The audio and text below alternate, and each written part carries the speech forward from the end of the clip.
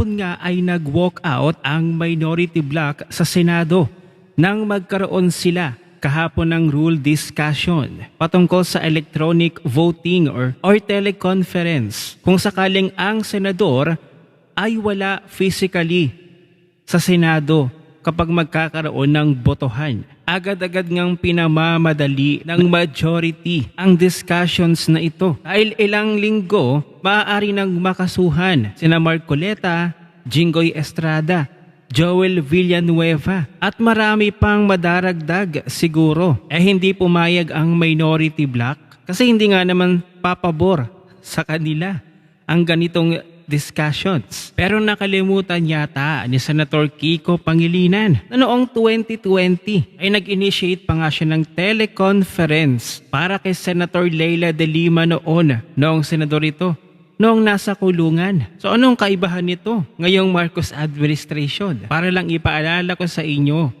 heto ang Senate Resolution number 658 na inintroduce ni Senator Drilon Hontiveros Pangilinan at Recto to allow Senator Leila de Lima to participate in plenary sessions and committee hearings through teleconferencing, video teleconferencing, or other forms of remote or electronic communications. So ito yung dati na resolution ni na Hontiveros, Kiko Pangilinan, Lacson. Ano pinagkaiba nito ngayon sa iminumungkahi ng majority? Dahil hindi lang papabor sa inyo ay ayaw nyo na. Pero pag papabor sa inyo, go na go kayo. Abay, napaka-double standard nyo naman. Napaka-hipokrito or selective amnesia lang, Pangilinan, Hontiveros. At saka itong resolution na to, hindi ba alam nila Kiko at Hontiveros na nasa website lang ito ng Senado? May mga nalalaman pa na nag-walk out pa ang minority. Ato pa at nag-post si Hontiveros ang sabi niya, nagkakaisang tumitindig para sa tama. Paano nagkakaisang tumindig? Nag-walk out nga kayo sa rule discussions na ginawa kahapon. So paano ka tumindig? Baka nagkakaisang nag-walk out. At hindi lang yan. Itong si Senator Raffy Tulfo, abay nagmamagaling din. Akala mo naman ay magaling na abogado. Ito ang sabi niya, we strongly condemn what appears to be an attempt to rush a major change in the Senate rules, especially when several members of the minority still wanted to speak and raise serious questions on the floor. Bakit kailangang madaliin? Bakit kailangang pigilan ng mga gustong magsalita? Bakit kailangang i-divide ang House kung marami pang senador ang nagtatanong tungkol sa proseso? Minamadali ba ang rule change na ito dahil gusto nilang makaboto si Senator Bato? At ngayong may mga ulat na may mga majority senators na maaaring arestuhin. We walked out because what happened on the floor looked less like orderly deliberation. The proposed rule change affects how senators may attend sessions, participate in proceedings, and exercise their mandate through remote means, and such a measure should be opened to healthy public debate instead of being rushed by the tyranny of the majority.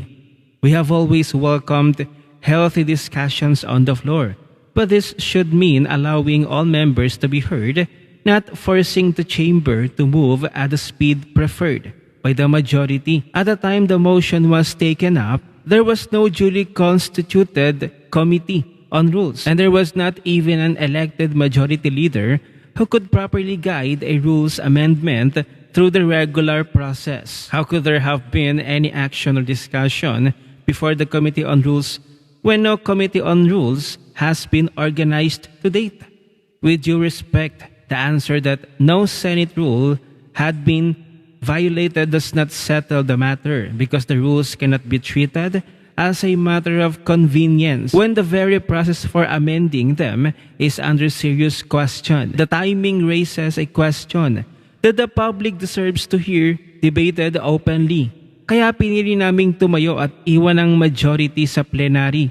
Kaya kami nagdesisyon to question the quorum and call for adjournment. If the proposal is truly defensible, then let it pass through the proper route. We owe it to the people who voted for us to do our mandate.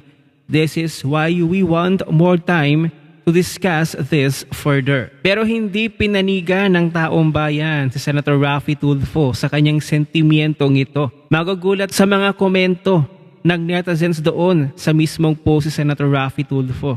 Talagang ginisa si Tulfo. Hindi nila nagustuhan ang pag-walk out ng minority.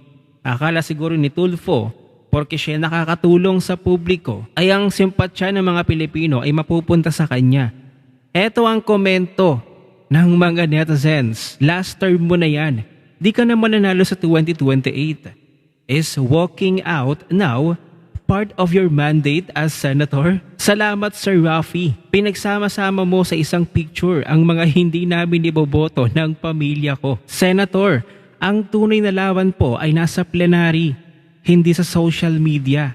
If your argument is truly defensible, then let it be heard in the proper forum. Nakakatawa nga lang at biglang naging unconstitutional ang e-voting at remote proceedings para kina Risa Hontiveros at Kiko Pangilinan. Gayong sila rin ang sumuporta sa Senate Resolution number 43 noong pandemic sa ilalim ng Article 6, Section 16 ng Constitution at Senate Rule 51. Malinaw kasi na may authority ang Senado to adopt, suspend, or amend its own rules through majority vote. Kaya nga lang naging double standard ang minority. Kapag hindi pabor sa kanila, na kahit nagawa naman na nila noon, ay ayaw nila ulit na magawa. Kasi hindi pabor sa kanila Pero pag pabor sa kanila siguro, ipagsisiksikan ulit nila ang resolution na ito. Kaya akala ni Senator Raffy Tulfo ay makakatulong. Ang pag-walkout nila ay hindi pala.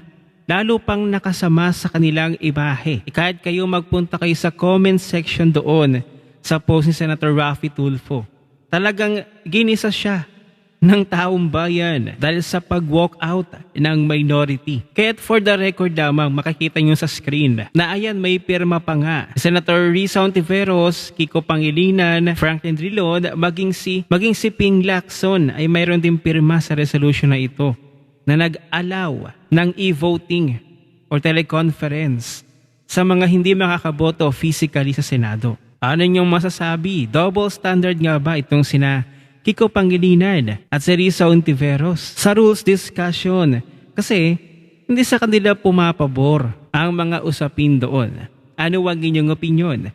I-share mo na ang video na ito. Mag-iwan ng comment at like sa ibaba at magkita-kita ulit tayo sa susunod na video. Kapag sa kanila, okay ang resolution na ito. Pero kapag hindi pabor sa kanila, it's a no-no.